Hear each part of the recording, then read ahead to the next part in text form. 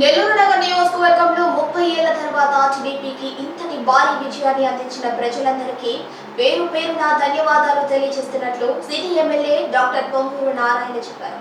నెల్లూరు గోమతి నగర్లోని గ్రామ కార్యాలయంలో ఆయన మీడియా సమావేశాన్ని ఏర్పాటు చేసి మాట్లాడారు. ఈ సందర్భంగా ముగ్గురు కార్యకర్తలకు సంక్షేమ నిధి కింద చెక్కులను పంపిణీ చేసి దాతృత్వాన్ని చాటుకున్నారు. కష్టపడి పనిచేసిన ప్రతి కార్యకర్తకు తాను అండగా ఉంటానని ఆయన హామీ ఇచ్చారు. నెల్లూరు సిటీలో 72,429 ఓట్ల మెజారిటీ ఇచ్చినందుకు ప్రజలందరికీ ధన్యవాదాలు తెలియజేస్తున్నారని తెలిపారు. ప్రజా సమస్యల పరిష్కారమే ధ్యేయంగా పనిచేస్తానని హామీ ఇచ్చారు.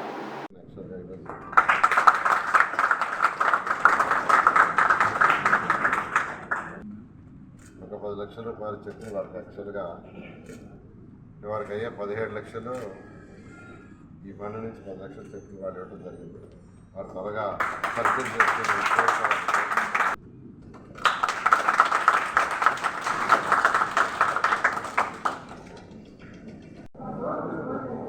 ఈరోజు నెల్లూరు సిటీ ప్రజలందరికీ నా యొక్క ప్రత్యేక ధన్యవాదాలు. ఎందుకంటే నెల్లూరు సిటీలో ఈరోజు 72,600 మెజారిటీతో ఈరోజు నన్ను ఎమ్మెల్యేకి ఎన్నుకున్నందుకు వారందరికీ మరొకసారి ప్రత్యేకమైన ధన్యవాదాలు తెలియజేస్తున్నాను. ఖచ్చితంగా వారు ఏదైతే ఇంత నమ్మకం నా మీద పెట్టుకొని ఇంత మెజారిటీ ఇచ్చినందుకు ఖచ్చితంగా వారి యొక్క ప్రజా సమస్యలు ఏదైతే ఉన్నాయో ప్రతి ప్రజా సమస్య సాల్వ్ అయ్యేటట్టుగా అన్ని విధాలా కృషి చేస్తానని నెల్లూరు ప్రజలకి మరొకసారి తెలియజేస్తున్నాను. అదేవిధంగా ఇంత ఘన విజయాన్ని సాధించడానికి అనేక మంది కార్యకర్తలు తెలుగుదేశం కార్యకర్తలు పనిచేయటం జరిగింది. ఇందులో తెలుగుదేశంలో నెల్లూరులో 28 డివిజన్లు ఉన్నాయి. ప్రతి డివిజన్కి ఒక ప్రెసిడెంటు, ఒక వైస్ ప్రెసిడెంటు, ఒక జనరల్ సెక్రటరీ, ఒక ఇన్ఛార్జ్ 4 ఉంటారు. వాళ్ళతోటే 245 బూత్లు ఉన్నాయి. ప్రతి బూత్కి ఒక బూత్ కన్వీనర్, ఒక పిఎల్ఏ 2 ఉంటారు. అదేవిధంగా మహిళా టీం అని, ఎన్ టీం అని, యూత్ టీం అని, ఈ విధంగా ఇన్ఫ్లుయెన్సెస్ అని అనేకమైన కార్యకర్తలు దాదాపుగా 4,000 మంది కార్యకర్తలు ఈరోజు ఎలక్షన్ పనిచేశారు. ఒకరిద్దరు కాదు, 4,000 మంది కార్యకర్తలు ఒక డిసిప్లైన్, ఎంతో డిసిప్లైన్గా చేశారు. ఆ డిసిప్లైన్ చిన్న ఉదాహరణ ఏంటంటే, ఒక మీటింగ్ ఉంది, ఏదో ఒక ర్యాలీ ఉంది అని ఒక టెలిఫోన్ కాల్లో కాన్ఫరెన్స్లో చెప్తే దాదాపు 3,000 నుంచి 4,000 మంది వస్తున్నారు. జస్ట్ ఒక కాల్ అంతే. అది కూడా ఒక 4 గంటల ముందు చెప్పినా కానీ వస్తున్నారు. అలా ఈరోజు నెల్లూరులో కార్యకర్తలు ఎంతో క్రమశిక్షణతో పనిచేశారు. వాళ్ళందరూ నా మీద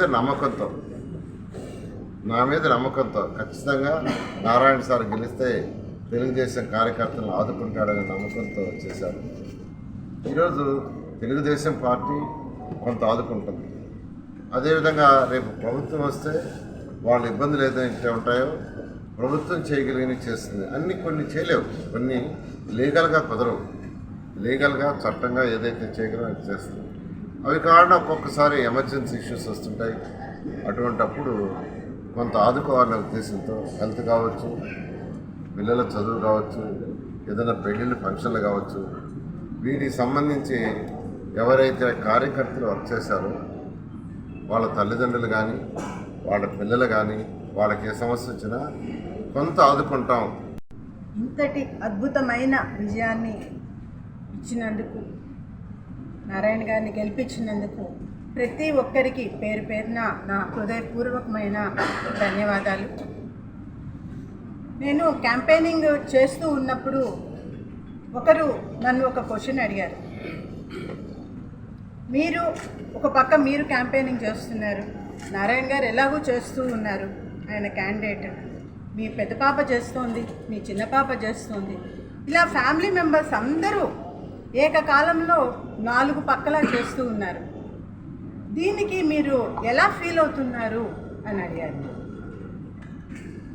నాకు అనిపించింది, నేను చెప్పింది మళ్ళీ ఇంకొకసారి మీతో షేర్ చేసుకోవాలనుకుంటున్నాను.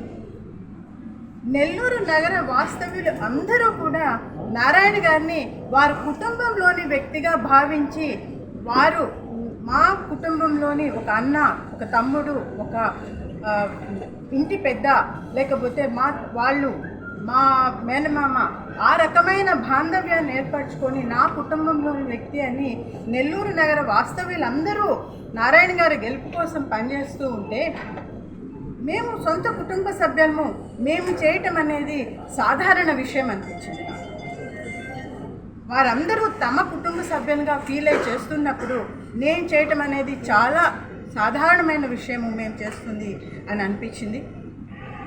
ఆ విధంగా తమ అనుకొని చేసిన ప్రతి కార్యకర్తని వాళ్ళ దృష్టిలో ఉంచుకొని నారాయణ గారు ఈరోజు ఈ ట్రస్ట్ ఏర్పాటు చేయటము, తద్వారా వారి యొక్క భవిష్యత్తుకి, వారి యొక్క ఇబ్బందులకి, వారి యొక్క సహాయం కోసం ఏర్పాటు చేయడం జరిగింది.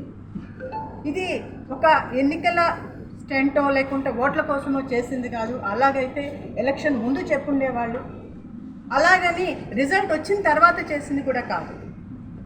ఇన్ బిట్వీన్ ఎలక్షన్స్ అయిపోయిన తర్వాత రిజల్ట్కు రాకముందు అనౌన్స్ చేసింది. అంటే తన మనసులో ఉన్న భావం, తను చెయ్యాలి, తన కార్యకర్తలకు చెయ్యాలి అనుకున్న నారాయణ గారి యొక్క భావంతో ఇది చేసింది, అంతేగాని వేరే రకమైన పొలిటికల్ ఇది కాదు. కాబట్టి నారాయణ గారికి ఇంకొకసారి ఇట్లాంటి అద్భుతమైన విజయాన్ని అందించిన ప్రతి ఒక్కరికి నా హృదయపూర్వకమైన ధన్యవాదాలు. మీ అమూల్యమైన ఓటేసి ఈ ఉమ్మడి జిల్లాలో 10 నియోజకవర్గాలకి 10 నియోజకవర్గాలు గెలిపించిన దానికి ప్రతి ఒక్కరికి ధన్యవాదాలు. మరి ఈరోజు మీరందరూ ఎంతోమంది రాజకీయ నాయకుల్ని చూసుంటారు. రాజకీయ నాయకుల్ని చూసి ఓట్లు ముందే కనిపిస్తారు వీళ్ళు, ఓట్లు తర్వాత ప్రజల గురించి కానీ ఆ రాజకీయ నాయకుడికి పనిచేసిన కార్యకర్తలను కానీ విస్మరిస్తారు అని ప్రగాఢ నమ్మకం అందరికీ. ఎందుకంటే మేము ఎప్పుడైనా పోయినప్పుడు కానీ చెప్తుంటారు, ఏమైనా ఎలక్షన్ అప్పుడు కనిపించారు, మళ్ళీ ఇప్పుడు గుర్తొచ్చామా అని. ఇవన్నిటికీ భిన్నంగా ఈరోజు మాజీ మంత్రి నారాయణ గారు ఈ నగర ప్రజలు తన పైన చూపించిన ప్రేమ అభిమానం ఈ రాష్ట్రంలోనే పర్సెంటేజ్ ప్రకారం చూస్తే 175 నియోజకవర్గాల్లో 2వ స్థానంలో పెట్టారు ఈ నగర ప్రజలు. వాళ్ళందరికీ ప్రత్యేక కృతజ్ఞతలు. మరి ఈరోజు ఎలక్షన్ ముందు చాలామంది వాగ్దానాలు చేస్తారు, ఓట్లు వేయించుకునే ముందు. ఈరోజు నారాయణ గారు గెలిచిన తర్వాత దాదాపు 73,000 ఓట్లు మెజారిటీతో నెల్లూరు నగర ప్రజలు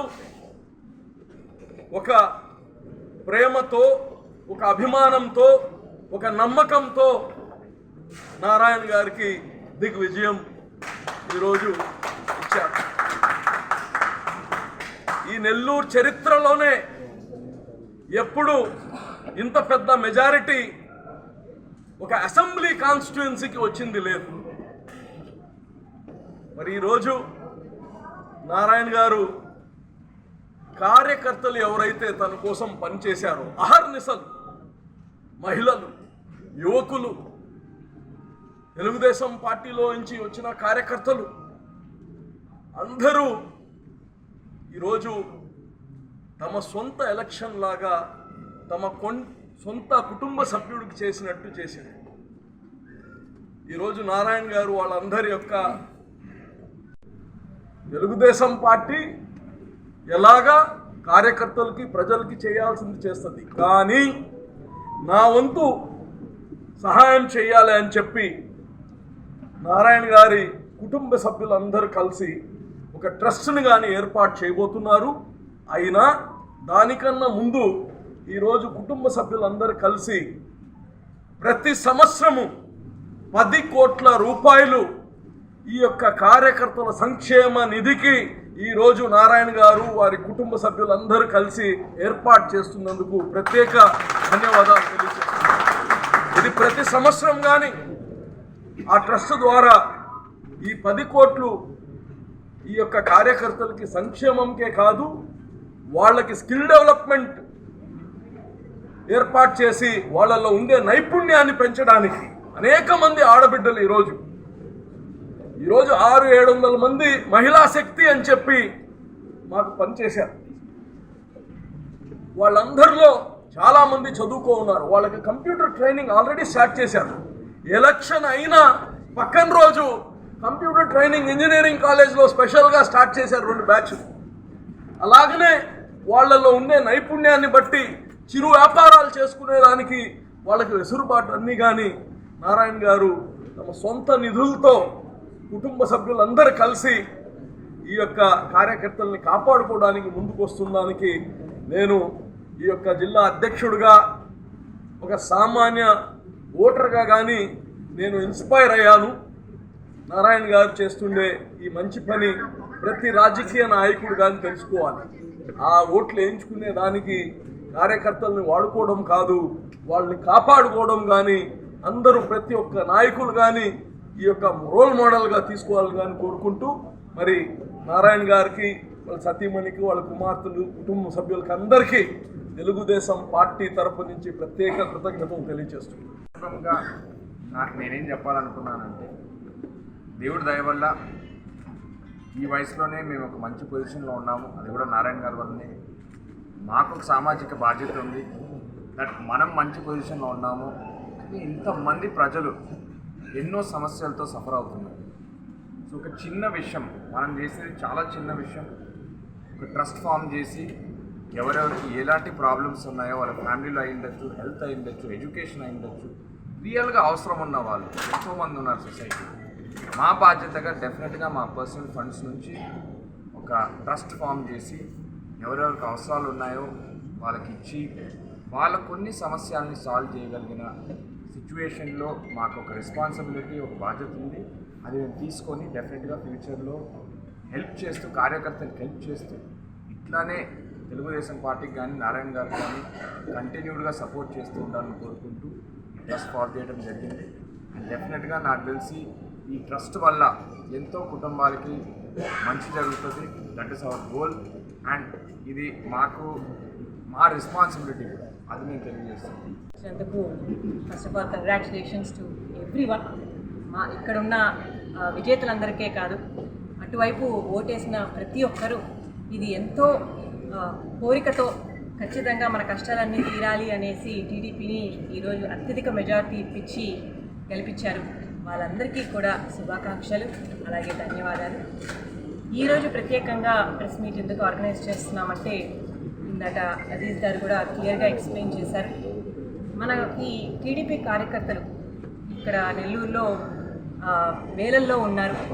వాళ్ళందరూ ఎంతో కష్టపడి ఒక ఫ్యూ మంత్స్ కాదు, ఫ్యూ ఇయర్స్ కాదు, సంవత్సరాల కొద్దీ ఎంతో కష్టపడి ఈరోజు టీడీపీని గెలిపించున్నారు.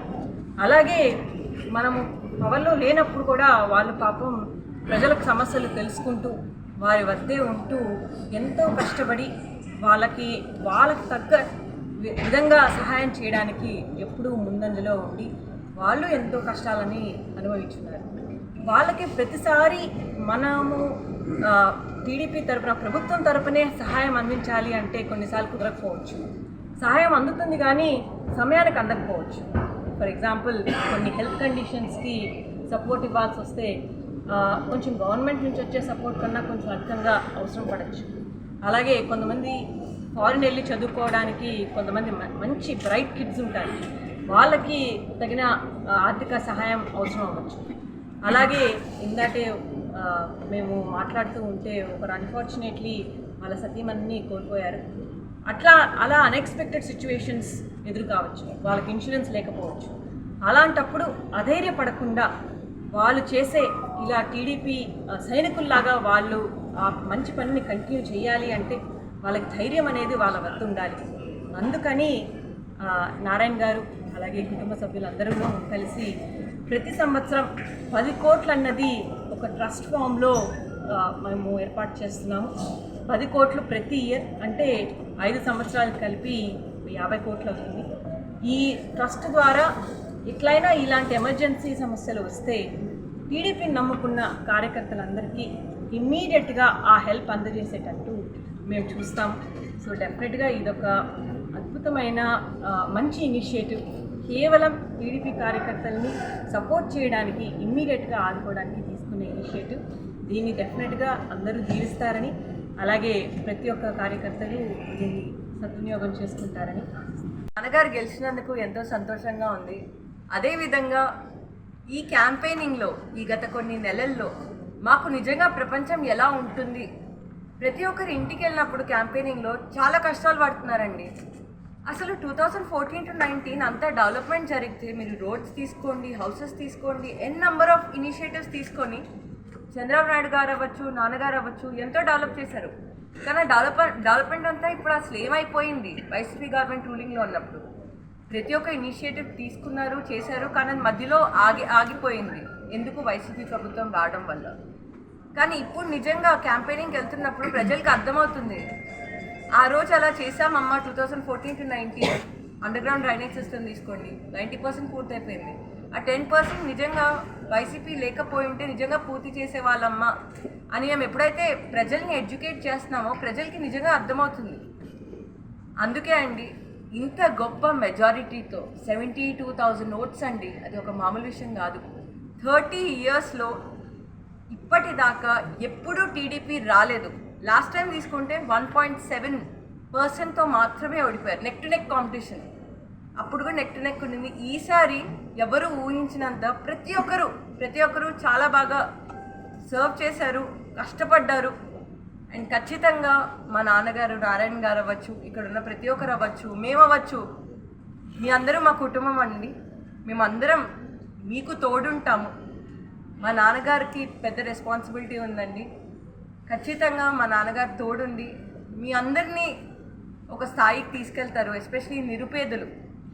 మా నాన్నగారు ముఖ్యంగా ఏవైతే ఆ 47,000 హౌసెస్ ఉన్నాయో ఫస్ట్ అవి గృహ నిర్మాణం ఇస్తారు, ఇలాంటివి చాలా చేస్తారు.